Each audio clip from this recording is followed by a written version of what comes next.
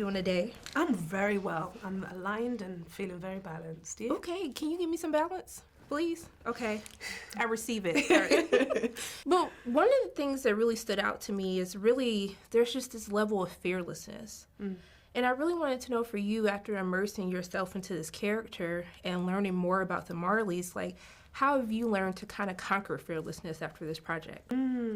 That's a great question. I think that I've, throughout this journey, really dissected what words mean. So when you say fearlessness, I think if we were to look at our younger selves, it would have maybe looked like being just brave and going for it and like full steam ahead, just like go, go, go. But now I think that within fearlessness is a lot of calm. And in order to access the type of energy that Mrs. Marley possesses, you need calm, you need poise, and a level-headedness that makes you or grants you the chance to make balanced decisions amongst chaos, which I think from my learning of her, she does really well. So this type of fearlessness that I'm representing here is one that we will all recognize, but is not something that you just learn. It's a journey, Right. you know? And it's important that we're able to represent that for her in the movie, because without that, what's Bob gonna do? With Bob, he was on a mission, and he was, you know, when it came to music, he wasn't messing around, and it was his first love in many ways, and he the more I researched, the more I spoke to his friends and family, the more I learned about him as a man, you know, outside of the public persona and the fame and the legendary status, the more I kept hearing the same thing, which was that, yeah, he worked hard. He worked hard. Everyone kept saying it, you know, he worked, Bob worked. If he wasn't working, he was playing football, he was running, he was in the studio, he was constantly creating, so, you know, and then focusing on this specific time. You know, I spoke to some of the band members and people who were there at the time in Battersea when Bob was creating the album, and they said it was intense. It was really intense. He you know, they nearly died that night. And he came to London, and there was this outpouring of emotion, and he created one of his most complete works. You know, it was a really interesting part of the process for me, understanding Bob's relationship to safety and inner peace and self-love, and the work it took him to arrive at that universal idea of peace and love and unity and togetherness and one heart, one love, one destiny. It was a journey that Bob went on to arrive there, and that journey involved a lot of pain and a lot of struggling and a lot of suffering. And you listen to Bob's interviews, and especially for me, because I got a whole bunch of files from Sedella early on where Bob's talking that you can't find on YouTube, you can't find anywhere. So I'm listening to Bob, and it's something that comes up a lot for him, is the struggle of black people all around the world. And that was something that something that meant a lot to Bob and that he spoke about. So there was a whole journey with trying to tap into his spirit and what mattered to him. And yeah, and his work ethic has stayed with me. I was like, oh, I thought I worked hard. This guy worked real hard, you know? So yeah. I walked out of this movie just feeling like I need to just do better in life. It gave me a different appreciation of life. And I really wanted to know for you, like going on this journey, you know, how did it really help you with facing adversity? Because I felt like Bob was just fearless. Yeah, I mean, I think it's a reminder to all of us that you can do anything you set your mind to, kind of thing. You know, Bob came from poverty, extreme poverty, an improbable hero. He's not supposed to be the greatest musician of all time, not from where he came from, right? But he proved us all differently. His music is stronger today than when he even made it the first time. And so it just shows us all that it's possible. Anything's possible if you set your mind to it. And yeah, he found his love, his passion for music, and he gave that gift to us to carry on his message of unity and peace and love. And what a special man, special human being, a legend, truly, a true icon. I everyone is facing fear, and particularly right now, the world is kind of full of confusion and upheaval. This film, I hope, is it will galvanize people to, as Bob did, stand up for what they believe is right, and his message of unity and one love and inclusivity is more needed now than ever. And the film is testifies to how ridiculous that this sounds. To share a message of one love at that time was full of trepidation, as you say. It was a real challenge to get that message across. I mean, he put himself in front of harm's way. There was an assassination attempt, part of the Smile Jamaica, and then he got back on stage straight away with his, showing the wounds. Like, the guy was incredibly brave. And so, yeah, I think in this period in the world where we're facing a lot of confusion and conflict, I feel like this film will hopefully be a galvanizer, a kind of calling card for people to maybe stand up and get that message out there. It's sometimes like when I was watching, it's like a look that you can just give. And I was like, Lord, can you send me somebody that can just give me a look and I know what they're saying to me? Can you talk about really crafting that chemistry? Because those were some of the most touching moments to me, was just a moment where he would look at her and she would just give him a look. And it was just a moment of calmness that overcame him.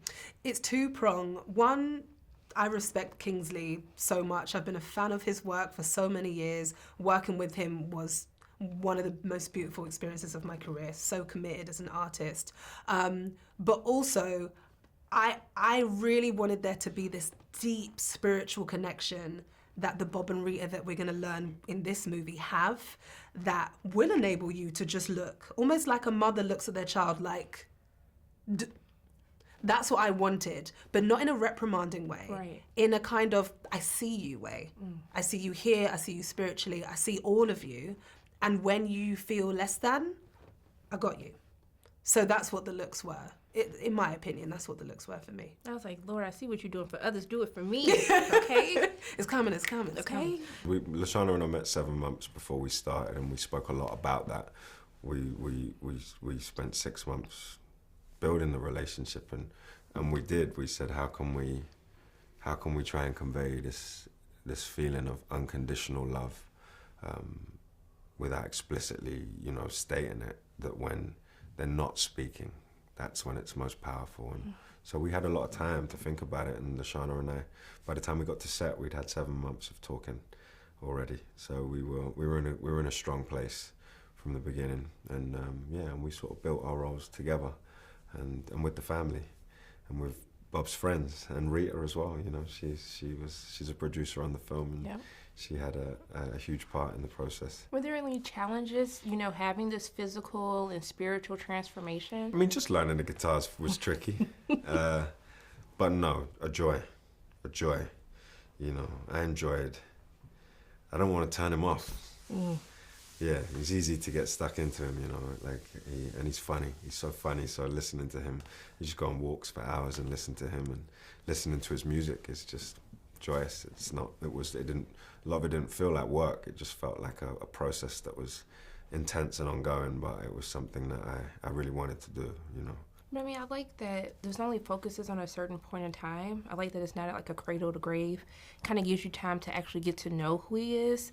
But that had to be a really tough decision to figure out what period of life to cover someone who's changed the world. So can you talk about that process and come into this final decision to focus on the 2 years? Yeah, so I knew I was coming off of King Richard, and in that period, in that film, we covered 4 years of Venus and Serena's life. And I knew that we needed to find a finite window for this movie.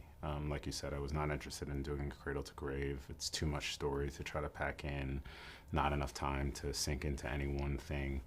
And there was an inherent structure here, because in 1976, we know that there was an assassination attempt on Pop's life in Jamaica, a highly political time.